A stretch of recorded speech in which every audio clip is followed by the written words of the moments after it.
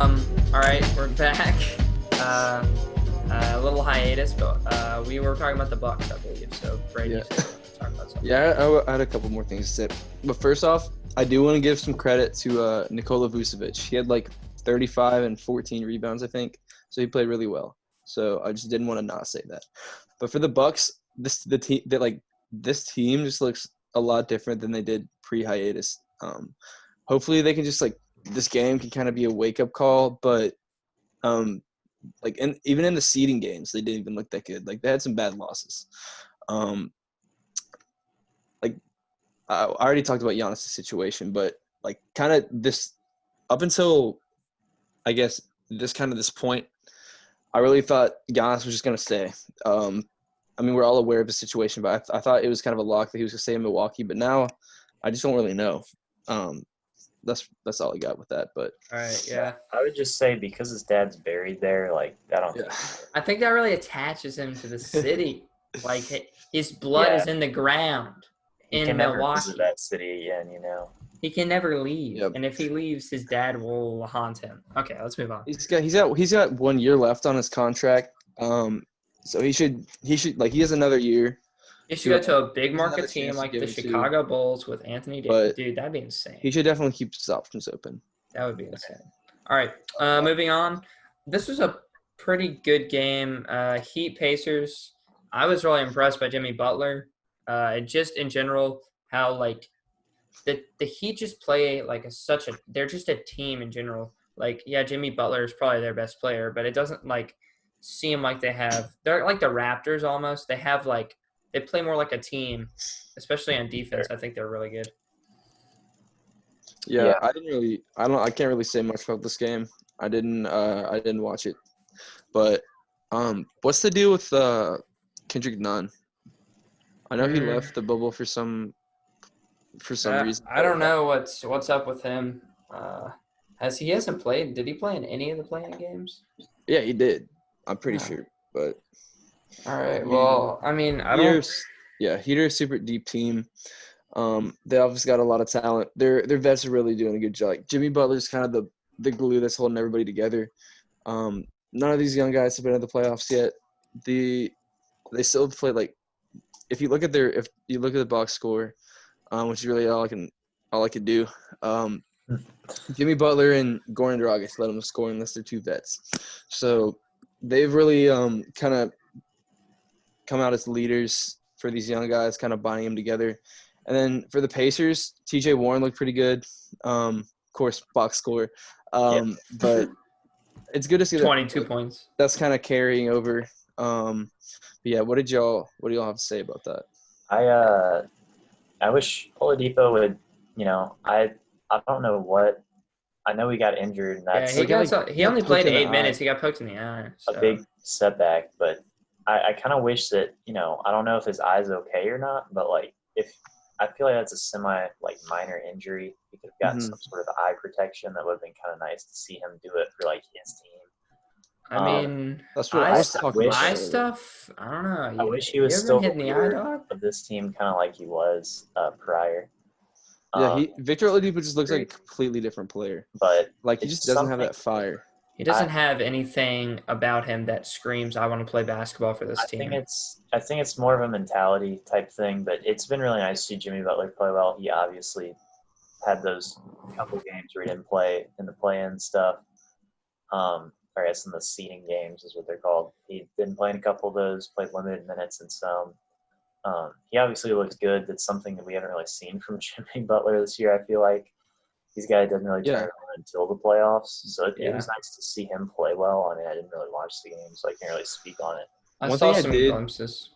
I did watch the highlights, and one thing I did see is Jimmy Butler went 2 for 2 from three. He had this 2 clutch threes. It was a close game, and he kind of hit those 2 threes to kind of give the Heat the victory. And that's something that we don't really see from Jimmy Butler. We kind of think of him as a inside facilitator kind of guy. He's not gonna, he scored 28 points. He was great for him. I think he's just clutch all around. I think he's severely underrated, and not necessarily from playing. I love Jimmy. I think he's a great player, but just as a leader, as a teammate, playing on this team, he brings them. He takes them from a good team to a great team. in my opinion. Yeah, I just I don't would know say, about. I just don't. I was gonna say something about Victor Oladipo. If you're gonna say something about Jimmy, go ahead. no, you got it. I'm About good. about VO. I was telling y'all about this I think earlier, but a couple games ago, I don't know how many days ago it was, but it was recently. Obviously, Derrick Jones Jr. Had that injury to his neck. I don't really. It didn't look awful, but he was still like taken off on a stretcher and he kind of like couldn't move. And then he was back playing in the next game. So my question for Victor Oladipo is, I didn't see the injury, so I could kind of totally be like underlooking this whole thing. But I mean, you got poked in the eye. Like you're playing playoff basketball. What my question is, I'm pretty sure that the Victor Oladipo who won Most Improved like 2 years ago, he would have been back in there. And maybe that's, I don't know. I think he's just a different player now. And we saw him. I mean, he was talking to all those Heat players after the game, so he could be playing his future team. But I do have to I've just been say, really disappointed with him. Victor actually went to a hospital because of the eye thing. So Shit, really? yeah. So I don't think I'm going to fault him for that. Just because, like, yeah, even if he wanted to play, he couldn't have because he wasn't even there because he was at the hospital. So Sure. that's something to think about. But I He's don't just know. been I think that such a the eye dumbass. thing is kind of like eye injuries can be serious. I mean, you can really like permanently disfigure your eye if like you get a cornea scratch or anything around there. So I don't know. I wouldn't fault him. But regardless, he can't stay healthy. He And did look different, and he definitely. I mean, as a player, yeah. But this eye injury is something that I'm not faulting him. I mean, just even I just watching want him to see him during succeed. these seeding games, he just seems uninspired, and it doesn't seem like he's trying to cheer on T.J. Warren. It feels like he kind of misses being, the guy. He obviously wants to shoot more, but he's got to learn this new role and eventually, hopefully, climb back up the ladder. And I mean, honestly, wouldn't be shocked if he'll Most Improved again next season. Yeah. So He's a great player. It's like you guys said, it's I a think it's more mentality mental thing. than anything. I agree. Well, they said Victor Oladipo was sent to the hospital to get his eye checked out. He couldn't see much and had very blurry vision at halftime. So maybe it is worse than I thought it was. Yeah, well, I mean, Um, even if it wasn't that bad, I'm sure the trainers are like, yeah, Victor, we probably need to take you to a hospital if you can't see right. So, like, he He's couldn't have listed even played if he wanted. as questionable for tomorrow's game with a left eye contusion. Pacers say there's no immediate concerns regarding his eye after the on-campus clinic visit. Wait, did he even go to the? Yeah, he went to like the on-campus clinic. I mean, yeah, So but still, he wasn't in the game. He was off. yeah, the so I court. mean, it doesn't look like it's that big of a deal. So we'll Yeah. have to see. They're playing again tomorrow, so that's All gonna right. be a If we All want right. to move on to Thunder Rockets, I mean, I honestly I don't even know what to think about this game. I feel like the Rockets are such a just weird team. They're a They team are. They're Yeah. so weird. they're going to shoot well one night and look like they're the best team on the planet, and then another night they're going to come out and miss every 3-pointer. Yeah. Honestly, their driving looked good. They just seemed a lot more mobile than the Thunder. Shai Gilgeous-Alexander looked just He not just good. he wasn't finishing. He was He getting to the doesn't. basket. He was hitting the backboard, and it was Yeah, rimming out. he matches up very poorly against this team. I think just with all of their perimeter defense that they kind of provide. He's not the best shooter in the world. It's hard for him to space him out. I don't like this matchup for the Thunder, honestly. I think the Thunder here had potential to kind of make some really big moves against some of these bigger teams. They still can steal a game or two off the Rockets, but I don't see them beating the Rockets in this series, especially after game one. This could just be because I just saw the Rockets beat up on them, but it did Yeah. not look good for yeah. They got the Rockets like they blew them out pretty significantly. They hit 23s, and they did this whole thing without Westbrook. Maybe Westbrook could make them worse. Who knows? Yeah, that's what I was gonna say. I was gonna say like the Rockets. It's Rockets with or without Westbrook, and we're gonna be able to see that here. We're gonna be able to see a couple games without him, a couple games with him. I am of the opinion Russell Westbrook makes them better, but I haven't seen them in the playoffs without him with this new team. So Russell Westbrook's definitely gonna make them better. He's just been a player. He's been good in the playoffs a lot. He's obviously another veteran guy. They both haven't won. He and Harden have both never won a ring. So I think they're both pretty hungry. They're not gonna I mean, let it's just anything his shot get in the selection way. that worries me. His decision making. I mean, they're not messing around in the playoffs. I don't think that. Hmm. I feel like if Harden gets mad at him, it's like, hey, watch your shot selection. He'll watch his Well, shot selection. it's not between Harden and Russell. I'm just saying in general, But Russell they can Westbrook correct hasn't one always been the another. best decision maker on the basketball court. I mean, Yeah, but I feel like That's it, not I that. feel like That's not an Harden's the issue. type of guy to call him out on that. Or even if the coach does. I feel like Paul George was definitely he might have been the better player that year in OKC, but Russell Westbrook was OKC. He was the guy taking those shots in the winner go home game. Granted, Paul George wasn't shooting well, but I don't think Paul George really had the right to say, Russ, stop shooting. I feel like Harden, it's his city, his team. I feel like he kind of has that right to be like, hey, you got to stop pulling the trigger. somewhat. And Westbrook is officially ruled out for Game 2 tomorrow now. It's not really surprising, but if the Rockets keep playing well, do you think that they kind of take their time to kind of ease Westbrook back in there and make sure he's For 100%? sure. If they go up 3-0, they should not even think about playing Russell Westbrook. I think they should just play it safe. I think I kind of don't really see the Thunder winning the series. Obviously, they've proved a lot of people wrong already.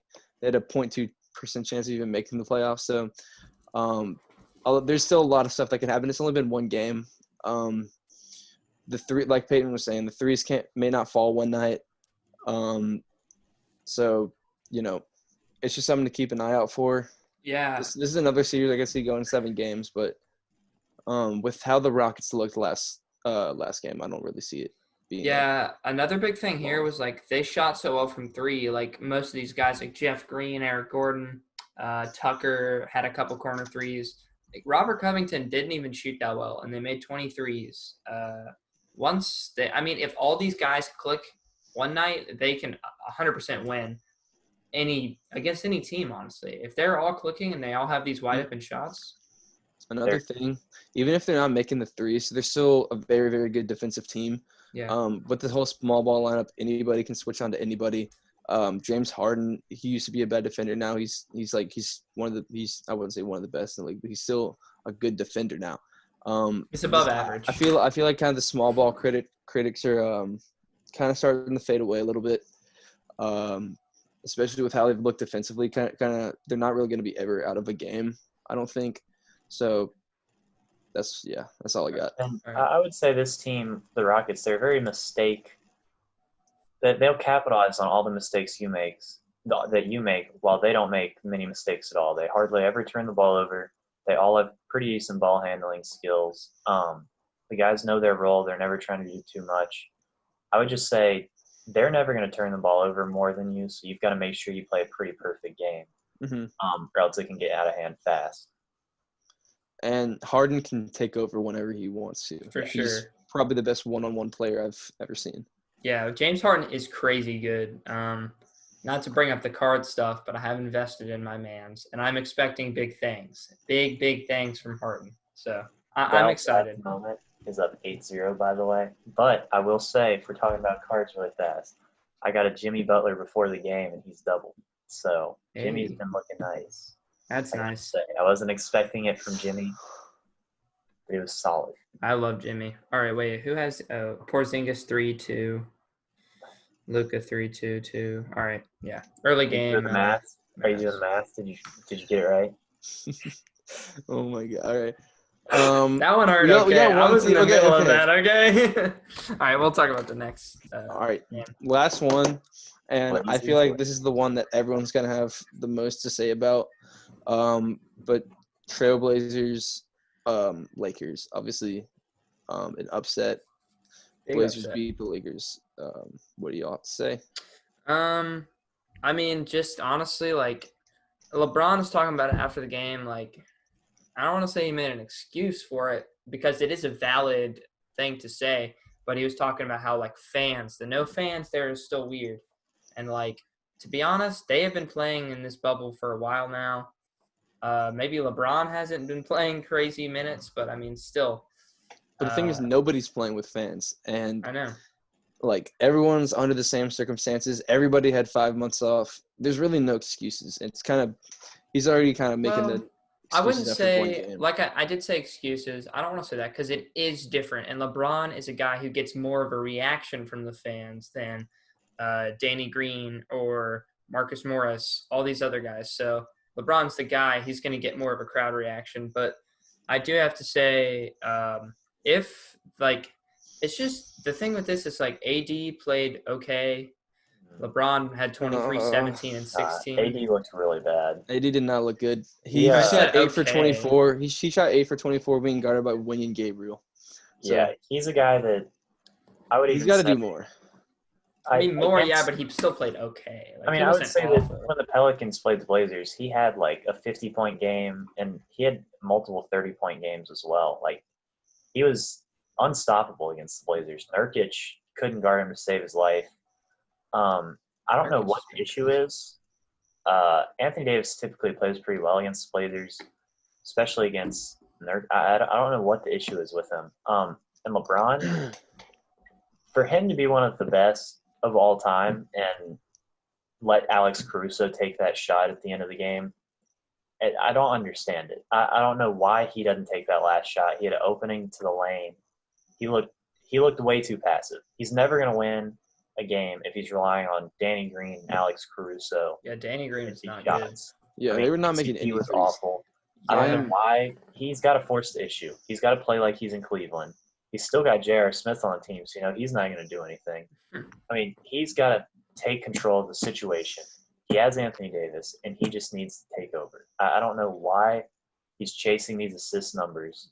I mean, he probably could have had 30 assists if they made shots, but, like, you can't control that. You can control when you shoot. So I don't know why he's relying on these other guys. I'm worried about the Lakers. They were kind of my finals pick, but they're just not showing up. Like, outside of LeBron and AD, they don't really have anyone. Like, Kyle Kuzma's he's had his moments, but he's been streaky.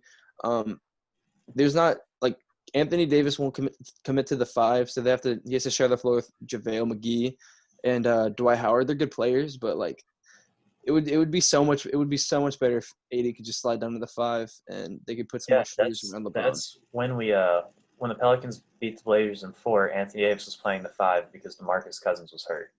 He was significantly better when getting guarded by Nurkic. I don't know why they would change now. As a guy who's never won anything, I would think Anthony Davis would want to do, like, what is necessary for him to win game. Like, obviously they're the Lakers, they clinch to 1 seed, but, like, to win on the big stage, he's had more success as a 5. And if he's just gonna have to buck up and sit in, I know he likes to play the 4, but he's just gonna have to play the 5 and bang with down low with Nurkic and Whiteside.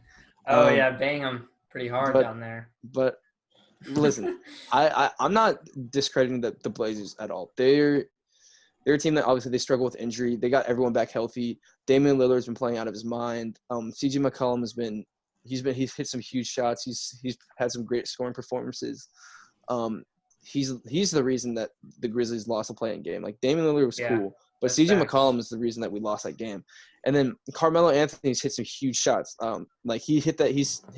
I think there's like a compilation, like a minute-long compilation of just clutch threes from Carmelo Anthony just not in the playing games, but in the non-playoff games so far. And then Zach Collins was hurt anyway.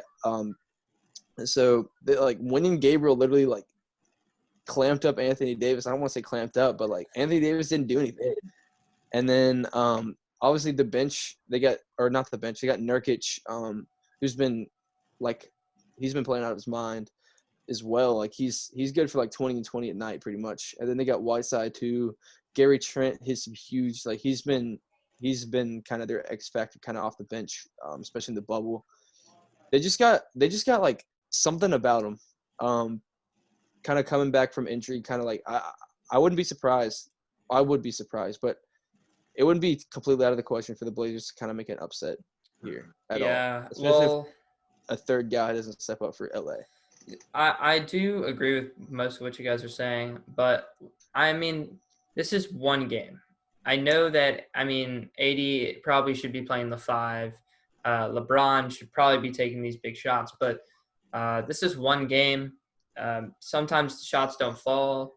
Obviously, Danny Green didn't shoot well. Kuzma didn't shoot too great either. And, I mean, Caldwell Pope had 1 point in 30 minutes. So in general, like, yeah, the Lakers didn't play well, but they got the 1 seed for a reason. So Dude, in I'm the not at bubble, all counting them out. they have They've been been awful. they've been horrible. But like, also LeBron hasn't been playing that much. Neither is AD. It Although no, doesn't matter. actually Like as AD a has been playing. team, Yeah, made a shot. they've been like 21st in like all the bubble and like in shooting like in 3-point. Like Danny Green hasn't been hitting anything. KCP's been awful. Kyle Kuzma's been streaky. Like they just don't have. I don't know. They just don't have. They don't have I a don't think they have a team behind him, but at the same time, like you said in the last pod, it is LeBron James we're talking about. Well, like So he put up like historic numbers, but like still, like it can't be just him. Like it's been in the past, but this might be like a different LeBron. Like he could be declining. Like who knows? Like, and you can't discredit the Blazers either. Like I said, like Dame didn't have to drop 60 points to win. Everybody showed up. So that's not something you can say about the Lakers. I think as a team, the Blazers are more together. They have the togetherness and all that. So yeah, I still have the Lakers winning the series, a little bit so do I. closer. But But I'm not saying I would be surprised. okay, well, I And would be surprised if I mean, the Blazers won. one other thing I would want to add really fast. I don't like that Kentavious Caldwell-Pope is playing more minutes than Caruso. I thought Caruso played the best defense on Lillard. He played less minutes than Caruso. All right, No, well, I he watched played I 10 was seconds more. Sorry. all right. Well, I was trying to look at the box score but couldn't. But when I watched the game, the Blazers went on a massive run when Caruso came out of the game. So I don't know what the miscommunication is there, but I don't know why Caruso doesn't honestly start at this point. Definitely, I agree. Yeah, I agree. don't know why he's not starting the game. Who starts in front of him? I Is it Kuzma? Maybe Does Danny Kuzma Green? start? Yeah, Danny Green does. but But wow, big he thing. actually had a lot more minutes than I thought when I watched the game. But at the same time, I don't know why he's not starting the game.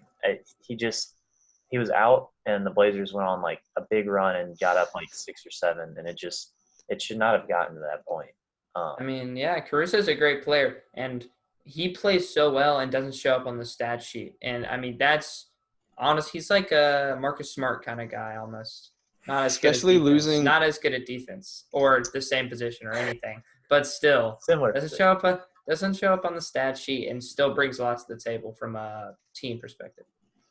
Big thing for the Lakers is they don't have. I think Rondo might be in the bubble. I don't know when he's coming back, but He is Avery in Bradley's the a bubble. guy who they lost, and I was gonna say whoever won the play-in game, I think had the huge backcourt advantage against the Lakers. They don't really have anybody that can guard Damian Lillard or CJ. Depends on who they put LeBron on. But then it would have been the same thing kind of with Ja Morant. Obviously we didn't make the playoffs, but it was gonna be the same thing regardless. Like the backcourt defense is something that they lost with those two guys going out. So I definitely think they should look into starting Alex Caruso. I don't think they should really kind of what Brett Brown did was he already made a lineup change after the first game. Yeah. And that's just they're the Lakers. They are the 1 seed. I don't think that's something that they should be too concerned about yet. Like that could be a last resort kind of thing. Like if the Blazers maybe win the next game, they could look to do that.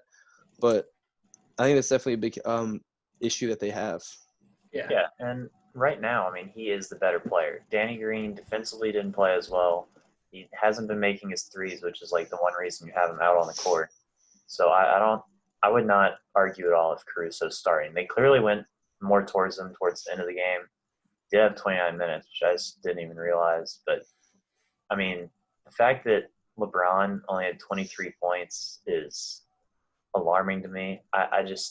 This is a game that was close towards the end of it, and the fact that he wasn't taking a lot of these crucial shots is just – it honestly feels like he's trying to dodge the bullet in case he misses some of those crucial shots by passing out to these other guys like he doesn't want the blame or something. But Yeah, he's what I was gonna gonna have say buck is- up and just take the shot. What do you think this means if kind of the Lakers – I mean, obviously I don't see them really losing this. I said I wouldn't be surprised, but I would be surprised if they lost in the first round. But say that they make it out of the first round, they'd play the winner of Rockets Thunder, right? Yeah.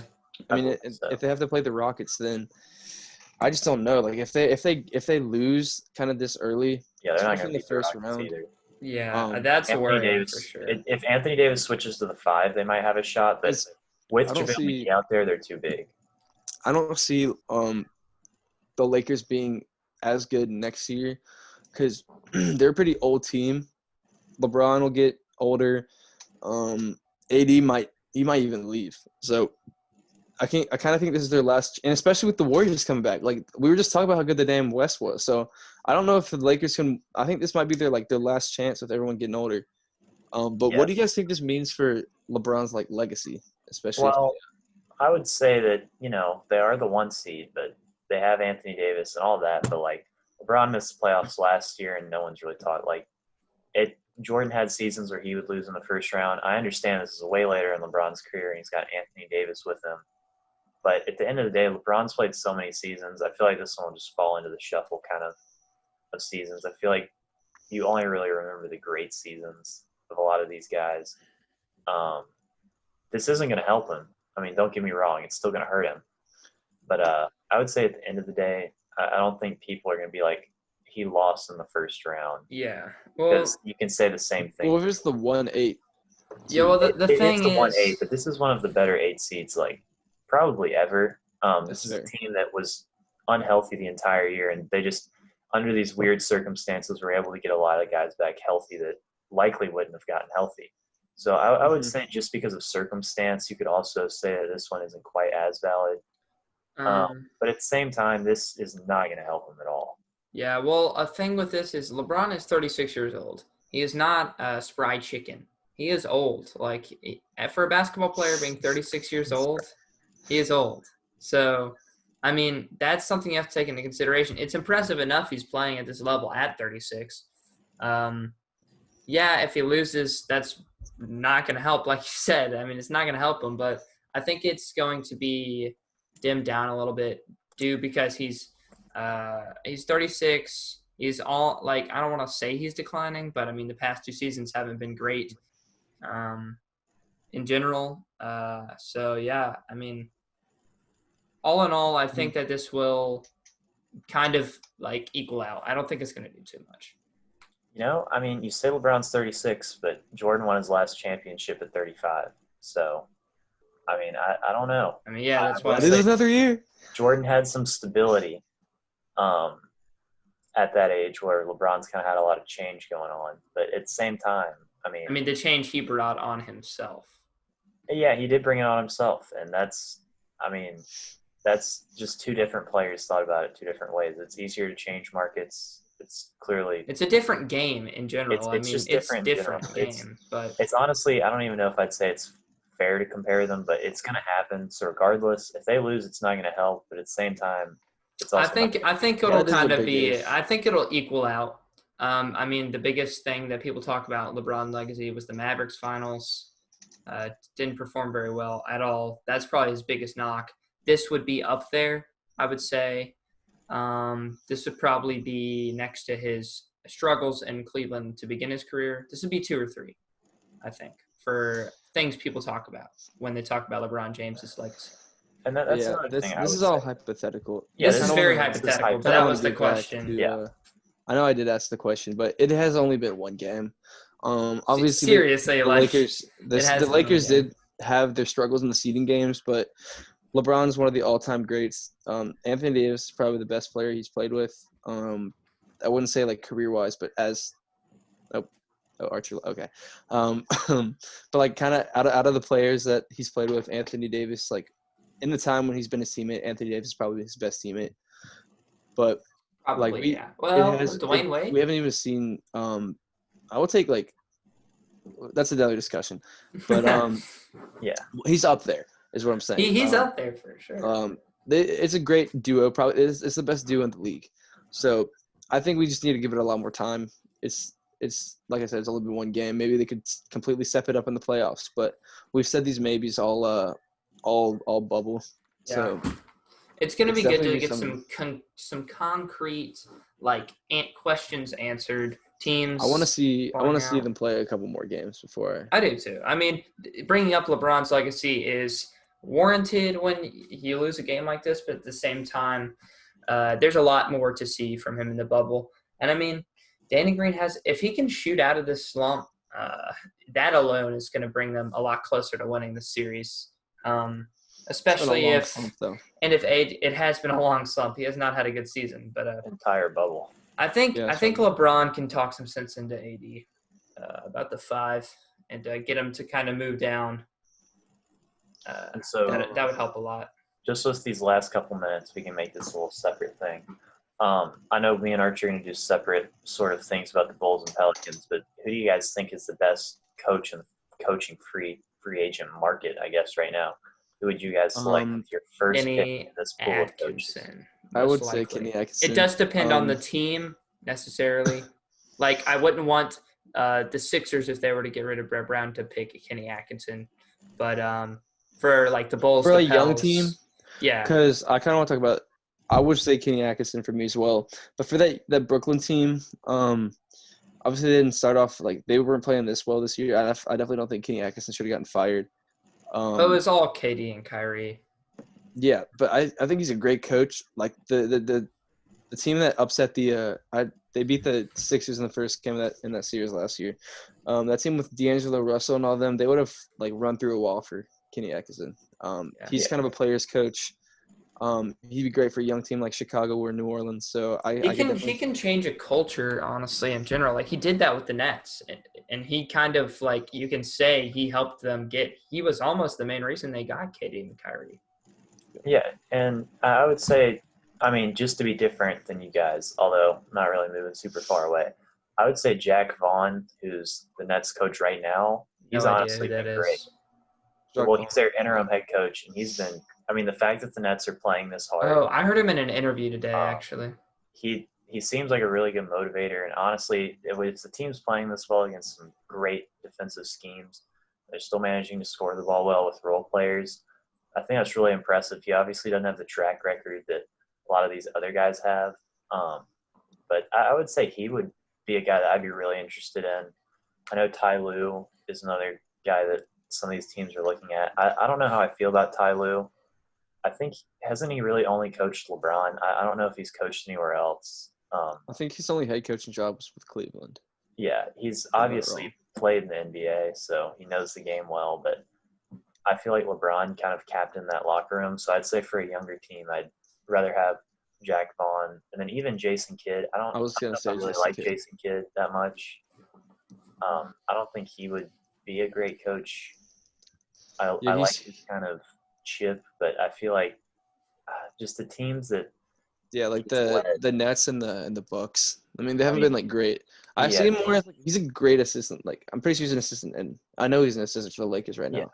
But I mean, yeah, I feel like he's a good assistant coach. But another guy I do want to talk about is David Fizdale. He didn't really have David Yeager. Two Davids, both of those. Yeah, Dave Yeager's cool too. But David Fizdale is a guy. I mean, obviously, he was the coach of my team for about a year and a half, 2 years, and we made the playoffs with him. As kind of a more of a veteran team. Obviously, he kind of had his struggles with the Knicks, but that's kind of a you're going to your own, like, death. You go to die in that organization. Die in New York. But I still do think he's a great coach. I think maybe more for a veteran team.